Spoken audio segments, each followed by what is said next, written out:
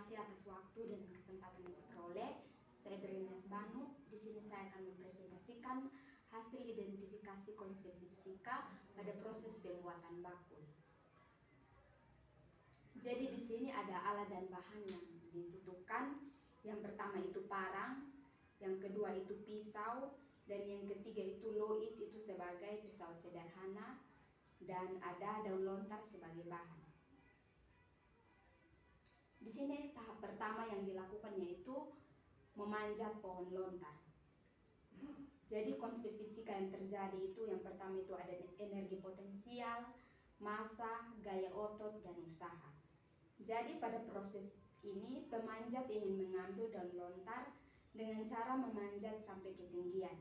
Ada energi potensial jika ditinjau dari ketinggian pohon lontar. Energi potensial merupakan energi yang dimiliki oleh suatu benda karena letak atau kedudukannya. Adapun massa, gaya otot, dan usaha yang dimiliki oleh si pemanjat. Tahapan yang kedua yaitu memotong daun lontar. Di sini konsep fisika yang terjadi yaitu gaya gesek, dan tekanan. Jadi dalam proses ini si bapak sedang berusaha untuk mengambil daun lontar dengan menggunakan parang dengan cara tangan si bapak mengayun ke atas dengan memberi gaya dan tekanan, sehingga semakin besar tekanan yang diberikan maka semakin kecil gaya gesek. Lalu tahapan yang ketiga yaitu menjatuhkan daun lontar. Di sini konsep fisika yang terjadi yaitu gerak jatuh bebas dan gaya gravitasi. Pada saat menjatuhkan daun lontar terdapat konsep gerak jatuh bebas di mana gerak tersebut dipengaruhi oleh gaya gravitasi bumi. Tahapan yang keempat yaitu memikul daun lontar.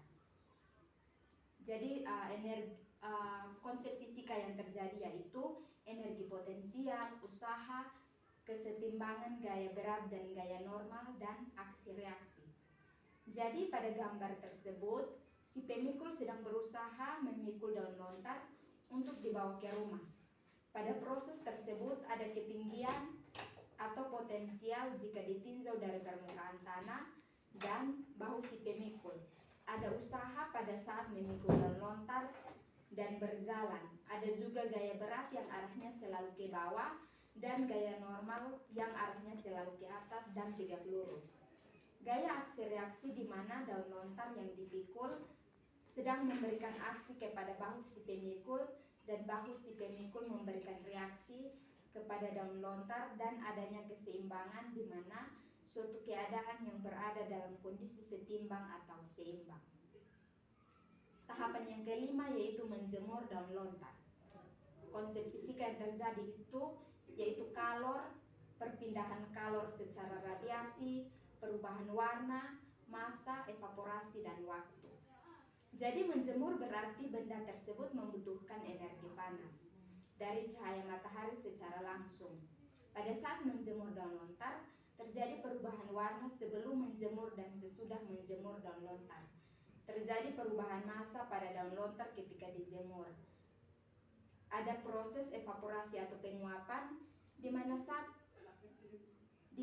zat cair yang ada pada daun lontar setelah dijemur berubah menjadi zat gas atau kering.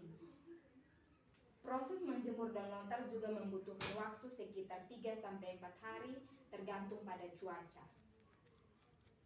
Tahapan yang keenam yaitu memisahkan lidi dengan daun lontar. Itu ada gaya tarik, gaya gesek, prinsip tuas, dan gaya otot. Jadi saat melepas daun lontar terdapat gaya tarik sehingga semakin besar gaya tarik yang diberikan semakin cepat daun lontar terlepas. Gaya gesek juga terjadi pada pisau dan permukaan daun lontar. Dalam proses ini juga menggunakan prinsip tuas yang membantu dalam proses melepas daun lontar.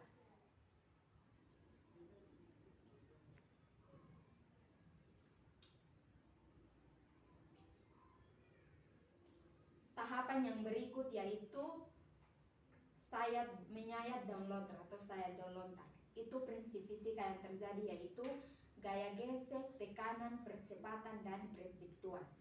Jadi pada tahap merapikan daun lontar dengan cara disayat terdapat gaya gesek antar pisau dan daun lontar. Ada juga percepatan, yaitu ketika gerak pisau berbanding lurus dengan gaya yang diberikan dan tekanan saat menekan pisau, sehingga arahnya mengikuti sayatan tersebut. Terdapat prinsip tuas pada pisau yang mempermudah dalam menyayat daun lontar. Tahapan yang ke-9 yaitu proses menganyam bakul. Itu prinsip fisika yang terjadi, yaitu gaya gesek, gaya tarik, gaya otot, elastisitas, prinsip tuas, dan gerak sentripetal atau melingkar. Jadi pada saat menganyam bakul, terdapat gaya tarik terhadap daun lontar sehingga terjadi gesekan disebabkan sebuah benda yang memberikan gaya harus menyentuh benda lain yang dikenai gaya tersebut, seperti pada saat memegang daun lontar, maka ada gesekan langsung dari permukaan daun lontar dengan tangan, dan ada gaya otot yang bekerja. Terjadi elastisitas pada saat menarik daun lontar, sehingga setelah ditarik daun lontar kembali ke bentuk semula. Pada tahap ini juga menggunakan prinsip tuas yang mempermudah dalam proses menganyam. Terdapat gerak sentripetal pada proses menganyam. Menganyam lidi pada bakul atau yang biasa dalam bahasa daerah disebut dengan natas. Lalu tahap yang ke-10 yaitu tahap terakhir penganyaman bakul. Itu konsep fisika yang terjadi, itu ada gaya gesek, gaya tarik, prinsip tuas, gaya sentripetal atau melingkar, gaya otot, dan tekanan. Jadi pada tahap terakhir penganyaman bakul, terdapat gaya gesek antara tangan dan daun lontar yang bertujuan untuk memasukkan sisa-sisa daun lontar. Dalam tahap ini juga terdapat tekanan dari tangan ke alat pencungkil atau pesawat sederhana yang biasa disebut dengan loit. Tujuannya agar daun lontar dapat dimasukkan dengan mudah. Dalam proses ini juga menggunakan prinsip tuas. Pada proses menganyam lidi pada bakul atau natas, terdapat konsep gaya tarik antar tangan dan lidi atau ketak yang berbentuk melingkar atau sentripetal, yang bertujuan untuk menguatkan anyaman pada bakul sehingga anyaman tidak mudah terlepas dan tetap kuat. Dan yang terakhir itu hasil anyaman bakul. Itu konsep fisika yang ada adalah yaitu perubahan bentuk benda. Jadi pada tahap terakhir terjadi konsep perubahan bentuk benda, di mana sebelumnya memiliki ukuran, warna, bentuk, dan volume yang berbeda, tetapi setelah dianyam benda berubah bentuk sesuai dengan hasil anyaman atau bakul. Demikian hasil presentasi saya, terima kasih.